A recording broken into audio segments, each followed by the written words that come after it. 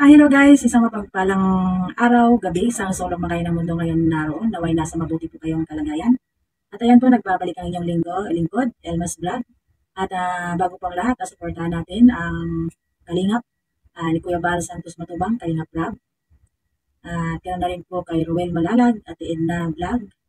Suportahan po natin sila at syempre sa Kalingap partners, Kalingap reactors po, suportahan din po natin.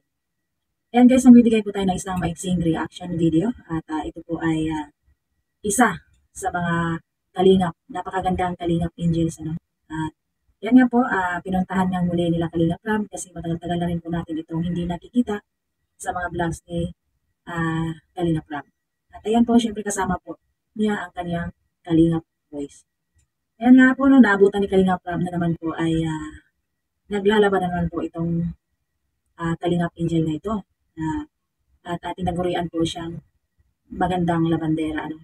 At yan nga po, binisita nga nila muli ni Kalingap Ram at napag-alaman din po nila Kalingap Ram na ito pala si Beyonce ay sumali po ng isang beauty pageant. At ayan po, at sabi nga po niya, nanalo raw po siya sa Timpalak na yun.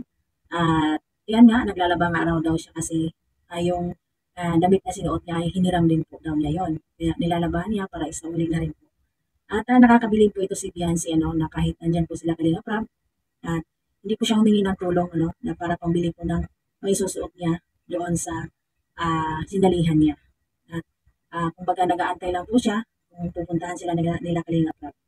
At napabilib po ako kay Beyonce at napakasipag na bata nito at kahit po ay medyo mahirap ang buhay, laban lang, nag-aaral din po siya. At makita po natin na ito si Beyonce ay napakabait na bata. At sabi nga po ng kanyang tatlong kapatid na mabait daw talaga yung ate nila. Ayan, at nag-aabot din po ng kaunting tulong si Kalingap Ram. Galing po sa kanyang mga sponsor. At syempre, kay Kalingap Ram din po. Nag-aabot din po siya. Ayan guys, tunayan po natin yung isang maiksing video, clip video. Naglalaban na naman si Beyonce. Ay, Beyonce. Nalaban ka na naman ha? Uniform lang? Grabe, bukotol lang kami. Kumusta? Kumusta ang school mo? Okay naman? Balita ko may sinalihan ka daw pa dyan. Opo. Kailan yun? Kahapon po. Ha? Kahapon po. Kahapon? Kumusta? Nanalo man kami sa SMC. Nanalo ka? Wow, grabe.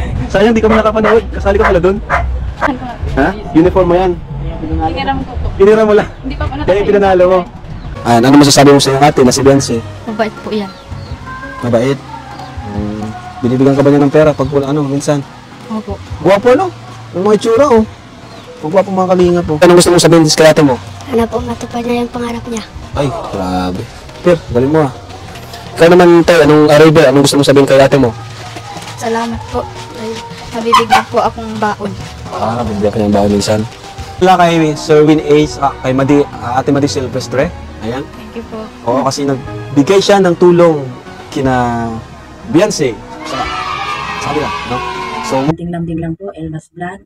Sa mga hindi pa po nakapag-subscribe, pakisub na lang po at maraming salamat. God bless us all and bye-bye.